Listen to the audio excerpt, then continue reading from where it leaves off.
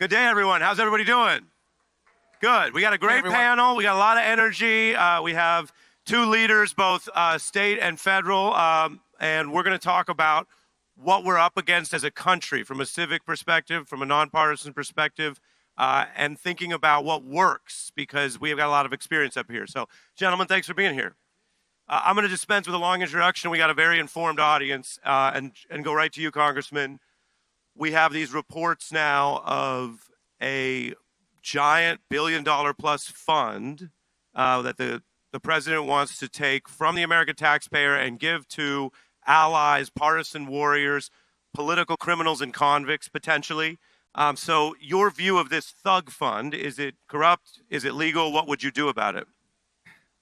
Well, a couple of things. I mean, one, I think just to set the stage, we should be very clear that this is the most corrupt president and the most corrupt administration in the history of our country, period. And not only is he enriching himself, he's enriching his family, he's enriching his allies, he's enriching those that he believes will be beneficial to him. And so this one fund, it also may end up being the single most corrupt thing he has actually done up until this point.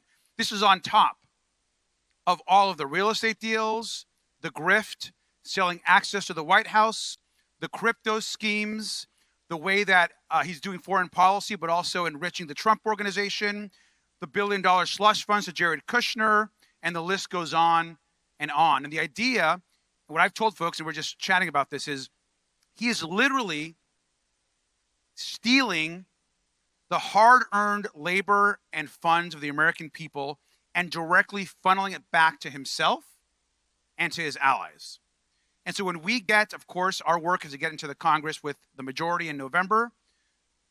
But right now and in the future, we've got to focus as we think about what happens next. It can't just be a forward-looking agenda, which we have to have. There also has to be accountability. We also have to be able to tell people that what's happening right now is wrong, and our kids and grandkids and future students cannot just pass this moment by and think that this was okay. And so from a priority perspective, the Oversight Committee, Judiciary, others are absolutely on this.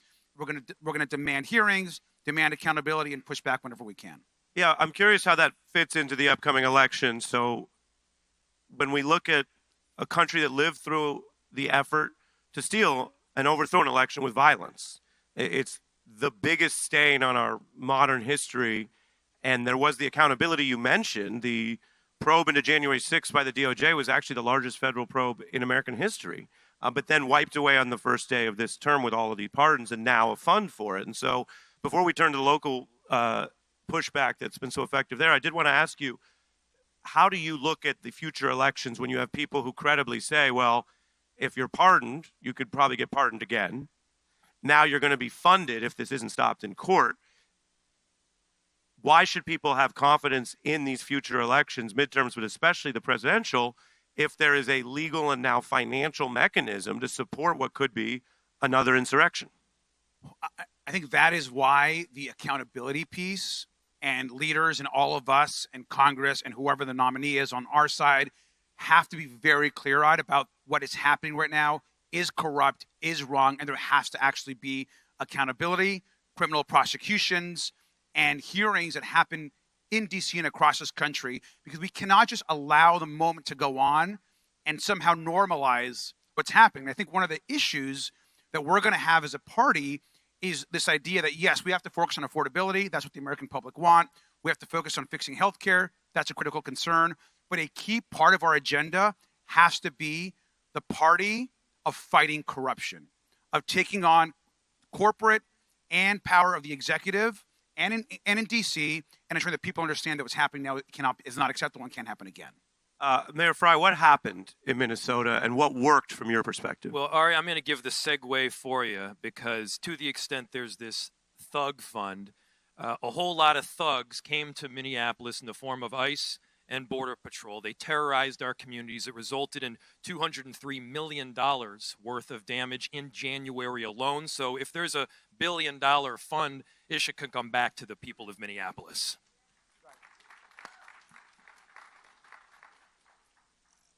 We're gathered here at a time where what's been in the news now is the war, the economy, for folks following politics, primaries today. But for a period, the nation's eyes were on Minnesota. You were thrust in that position not because you got on a committee or wanted to fight that fight, but because of what came to your town. And then your citizens stood up so bravely. What did you learn from that? What are the lessons there for other places when this comes up? The goal here was not just to have ICE and Border Patrol leave Minneapolis and go to terrorize some other city. The goal, and every single person felt it deeply, to stop ICE and Border Patrol in their tracks, to stand up for the endurance of our republic, to be patriots. And we saw that by the tens of thousands of people that were peacefully protesting in the street and dropping off groceries to those that were terrified to go outside. And look, we have learned lessons not just through Operation Metro Surge, but we've been through other crises in the aftermath following the murder of George Floyd. And during these crises, it's not like we just sat on our hands. It's not like we didn't think of ways that we can improve. We did. There was organization that happened in our communities. Neighborhood associations were already stood up, but people also set up mutual aid funds that were able to go out to people that needed them most. Our city had a task force where we could quickly disseminate communication to people on the street, and we were able to get information back from them. Again, with the goal of just keeping people safe in the city. And then finally, I think that people need to have the guts to stand up against a federal administration that is doing everything possible to bring down this republic as we know it. This, again, was not about immigration. It sure as hell was not about safety. This was about going after a democratically run city in a democratically run state and trying to show that we're about chaos when it was exactly the opposite. They created that chaos. They created that danger on our street, and we were doing everything possible to prevent that from happening. I think that's right. And let me just first say, and I was telling the mayor, I don't know that there's been a mayor in the country that has been tested more than this mayor and what happened in Minneapolis. Not just what happened with this last with the ICE, with what happened with ICE and DHS, but what happened with George Floyd, and so much. And so I think that cities and mayors, as a former mayor myself, are leading the way. That will forever be your most distinguished title, by the way. Absolutely, mayor, yeah, absolutely. And I think what happened in Minneapolis, why it's so important, is the response from the community and the American people is actually what began in motion why Kristi Noem is no longer the secretary at DHS. Right. And so even when you have complete control of government by a party and MAGA and what's happening right now, when there is public backlash and when there is a pushback from the people, you can actually get change. And I think what the former secretary, I think, doesn't understand is she may be out of office, but back to the point of accountability, right. If she was doing pay-to-play with Corey Lewandowski, or if they were selling contracts, or if they were involved in corruption, just because she's out of office doesn't mean she still does not to be held accountable for whatever she may have done while she was in office. That's right. And so we can't allow, just because a Pam Bondi or a Kristi Noem are now gone as they should be, doesn't understand is she may be out of office, but back to the point of accountability, right. If she was doing pay-to-play with Corey Lewandowski, or if they were selling contracts, or if they were involved in corruption, just because she's out of office doesn't mean she still does not to be held accountable for whatever she may have done while she was in office. That's right. And so we can't allow, just because a Pam Bondi or a Kristi Noem are now gone as they should be, there has to be the push from the public and the accountability on the other side. That's right. There has to be accountability at the top. There also has to be accountability for the people that killed Renee Good, killed Alex Preddy, shot Julio Sosa Celis. Just a couple of days ago, there was an announcement by our local Hennepin County attorney that there were, in fact, going to be charges of this really horrific shooting that does not get as much attention as that of Renee Good and Alex Preddy, but was arguably one of the worst. We had people, United States citizens or residents, that were doing nothing wrong. It looks like that they were shot from behind. A bullet almost hit a little kid. They were then torn apart from their families while you had this federal administration and ICE agents that were lying about what took place. They were trying to create this narrative that they were attacked, that both Julio Sosa Celes was trying to kill them, that the local residents were beating them up with shovels. All of it was a flat-out lie. And I think one of the most important things that we also learned here, and Mayor, you learned this very directly as well, serving in a municipality, is that you also got to focus on the how. Far too often at the national level, we're focused on these policy items, this really kind of geeky stuff that your average American doesn't pay attention to. You know what your average American hates, though, whether they're Democrat or Republican? They hate seeing a pregnant woman get dragged through the snow. They hate seeing a 6-year-old get separated from their family. Why do they hate that? Because they imagine their mom or their wife or themselves being pregnant, getting dragged. What is that like? Well, I'll tell you, that sucks whether you're a Democrat or Republican. It doesn't matter. This is not an ideological thing. This is a human being thing. And to the extent we all can explain what took place in Minneapolis, and by the way, it was way worse than what you saw in the news. It was a full-on invasion. We need to be spreading that message, stopping it in its tracks, and we all need to be, I've heard from some mayors and some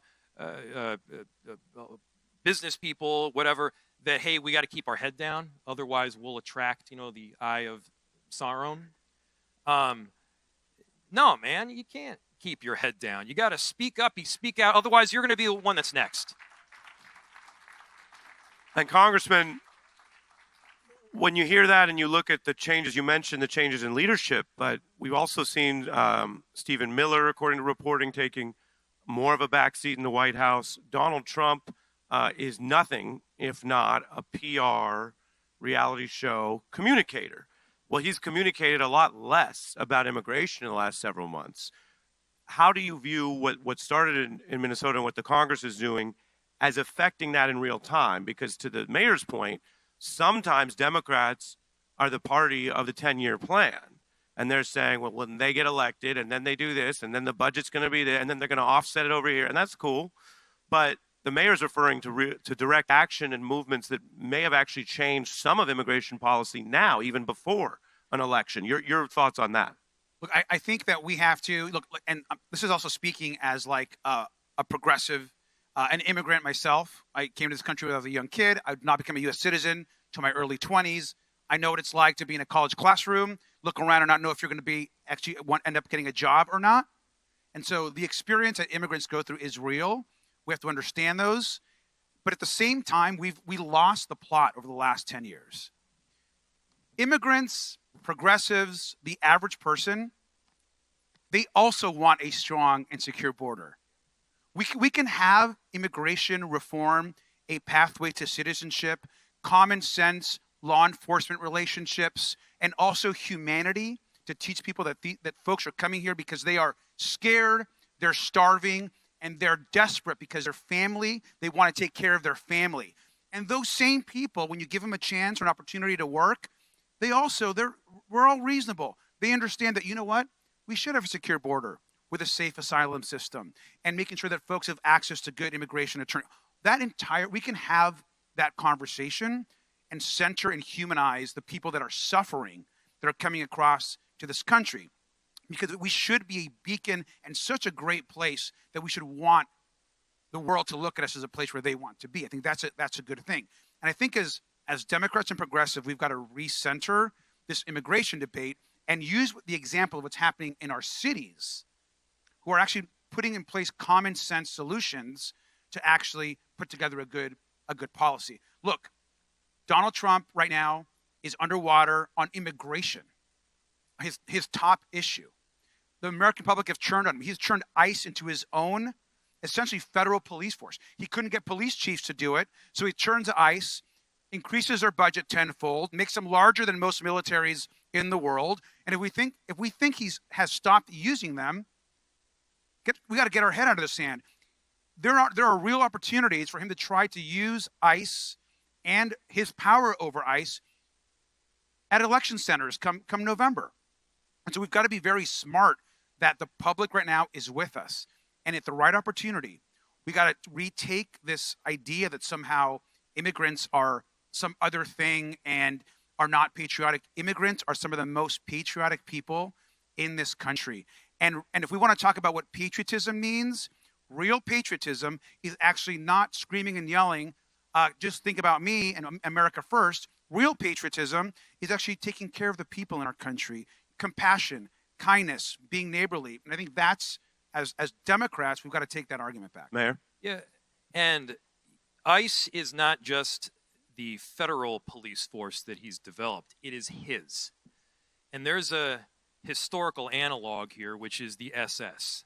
The SS was unaccountable to the parliament. They answered only to Hitler. ICE also, once they get the funding and have these massive increases to the extent that it's larger than the FBI, they largely don't need approvals from the congressional body. It is very much Donald Trump's force.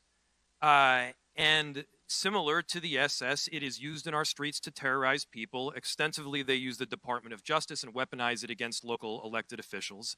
And my great concern, of course, is in this coming election, how that same ICE force is going to be used to try to prevent people, congressmen that look like you, candidly, from voting. How they're going to prevent United States citizens from voting by, for instance, placing ICE agents at or very near to a polling location. And that kind of action is not just terrifying. It could upset this very American experiment that we all hold dear. And so it is important that we continue this political drumbeat because, again, they left Minneapolis not because, job well done, they accomplished some sort of safety mechanism. They left Minneapolis because it was a disaster for them politically. They left Minneapolis because the narrative that was created was such an epic failure that they had to change gears. And we need to make sure that the American people understand that failure so it can't be replicated again. And we have free and fair elections, especially this one coming up in November. And look, I want to, just because we have such limited time, I wanted to ask you if the Democrats take back the midterms, which a lot of estimates say, if it were held today, they probably would. Your colleague and leader, Jeffrey, spoke about that moments ago. When you look at accountability, does it include a multi-pronged impeachment to have a line in the sand? Because the president was first impeached for asking another country to investigate a political opponent. It seems like such a long time ago, but that was the Ukraine plot. Would another country announce a Biden investigation? Now, he's abusing government powers to do that against multiple Democrats, including potential rivals to the Republican Party in 28 in this country. So by any legal measure, that's worse. The other impeachment, of course, was about the insurrection we discussed. At the time, the president said publicly violence was bad. He didn't see that coming. And that and they said, look at the speech. It was peaceful. Since that time, he's used his powers, many say abused his powers, to free the violent convicts, the seditionists, and we discussed that earlier. So by those two precedents, which are from your Congress, you would have two grounds of impeachment there, plus the corruption, plus other questions. So as the oversight leader, key oversight leader, should people be looking at their midterm vote as one for potential impeachment, or you don't go that far? Look, I think first, obviously, everything's got to be on the table. You can't take it off the table. The reality, though, is you have to be honest that Trump does an impeachable offense every week. And so we could spend an enormous amount of time going through that process, or we can try to do everything we can to stop and slow the Trump agenda. And so while you cannot take impeachment off the table, I think we've got to give people a stronger reason to vote for in November. And it's got to be motivated off the fact that we're going to have accountability, bring the truth out, but also try to make their lives better by focusing on affordability. But to press you on that, we have a politically sophisticated room here. Is that because your party has come to the view that messaging impeachment just doesn't help you get votes? I think that spending all of our time on impeaching a president that is not going to get impeached, it's happened already 2 other times, is not the best use to consume all the energy that Democrats are going to need. And Mr. Mayor, do you agree, given where you're at, do you agree with that, or you would put it differently? No, I think the congressman is understanding this accurately. As he said, they're making these impeachable offenses virtually every week.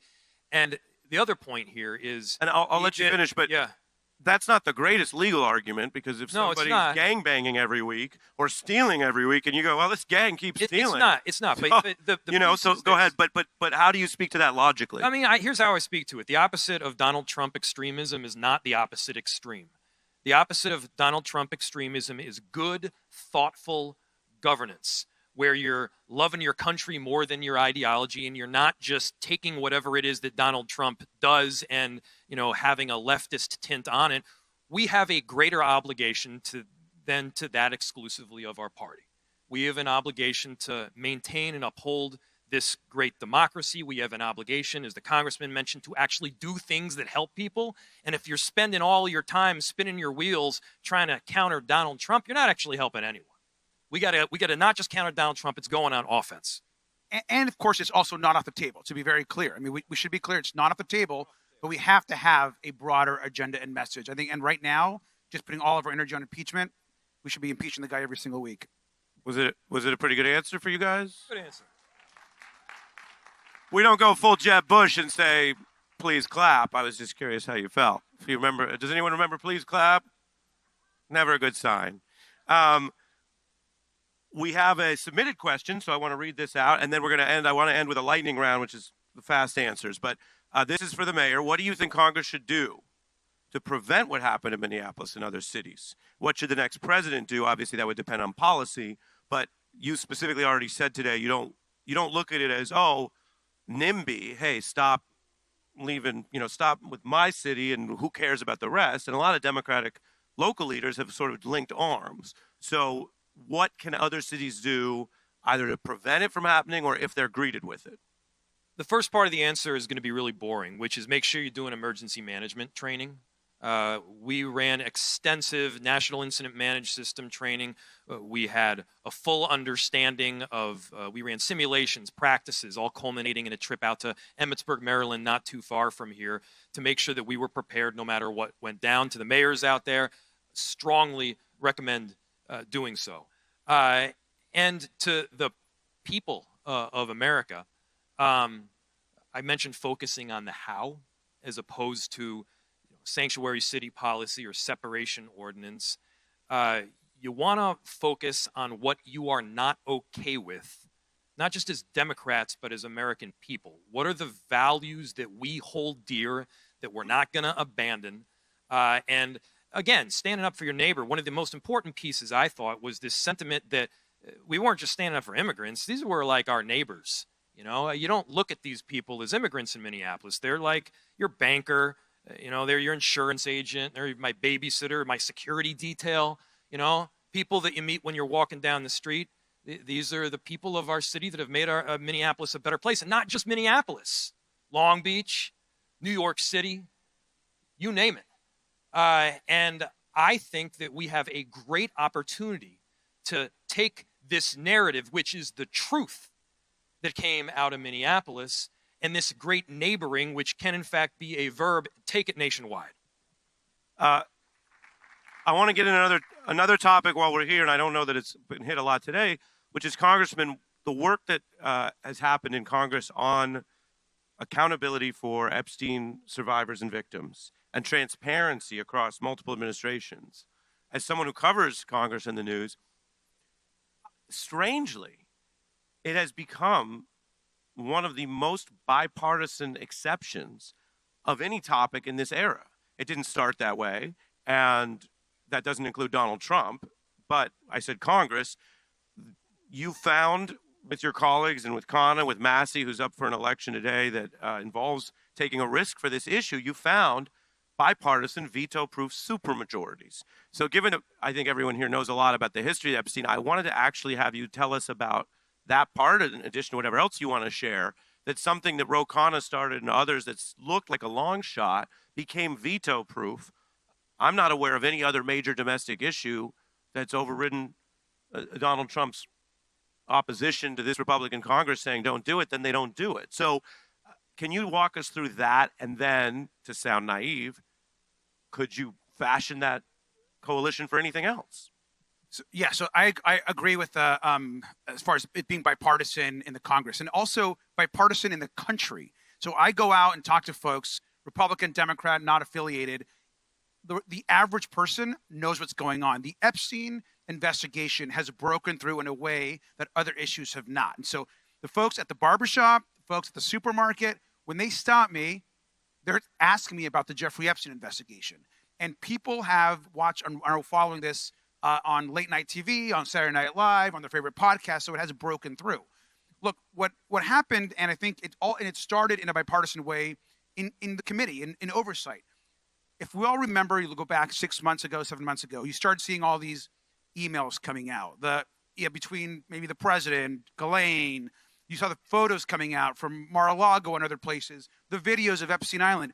All of that information that started coming out before the release of the DOJ files was because Democrats on the Oversight Committee forced Republicans to vote on a bunch of subpoenas, the Epstein estate, different documents, getting folks to come in and testify. We were able, by the way, to peel off 1 or 2 Republicans on all of those votes. Nancy Mace, Anna Paulina Luna, Lauren Boebert. And by peeling those votes, Marjorie Taylor Greene, we were able to then build this kind of, I think, pathway to getting the law passed, which eventually we got done in the Congress in this way with a supermajority. But even getting all of those initial documents and videos was bipartisan. And so I absolutely think that there's a bipartisan effort and interest to get to the truth on the Epstein investigation. It's not a majority of Republicans, but there are some, especially some of the more independent women that continue to fight for the survivors. And look, on Epstein, I'll say this. He ran the single largest modern sex trafficking ring. It impacts all levels of government. We shouldn't care who is implicated, whether they're Republicans or Democrats. These are powerful people. The survivors deserve justice. And oversight is going to continue to stay on this until we get justice, because the American public want the survivors to be able to have their justice. And that's, I think, what's going to launch us into the next phase. Appreciate that and wanted to get your update on that. As we wrap up this panel, a lot more fun stuff to come. We do a lightning round, which is very hard for politicians. Doesn't matter what party. This is finish the sentence in a sentence, not 2 sentences. And you both get a shot. We'll do a couple and then we're out. Mayor, starting with you. If Democrats underperform in the midterms, it will be because. 1 sentence. If Democrats underperform in the midterms, it will be because we did not do the proper organization ahead of time. If Democrats underperform in the midterms, it'll be because we're not focused on affordability and accountability. If Democrats win, it will be because. Democrats will win, it'll be because we're absolutely right, and what is taking place in this country because of the Donald Trump administration is horrific, and we've got real affirmative answers that we can give that'll provide people with a better life. If Democrats win, it'll be because the American public has finally seen Donald Trump and this movement for what it is and believe that a better America is possible. In this Trump era, one problem we've discovered with the Constitution is. One. And then we're out of here.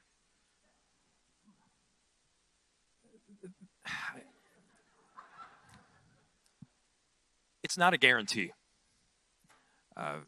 From the moment when I had an understanding of politics, and I grew up not too far from here, I believed in the United States. I believed that there were these foundational ideals that we hold true, and that those foundational ideals were not dependent on ideology.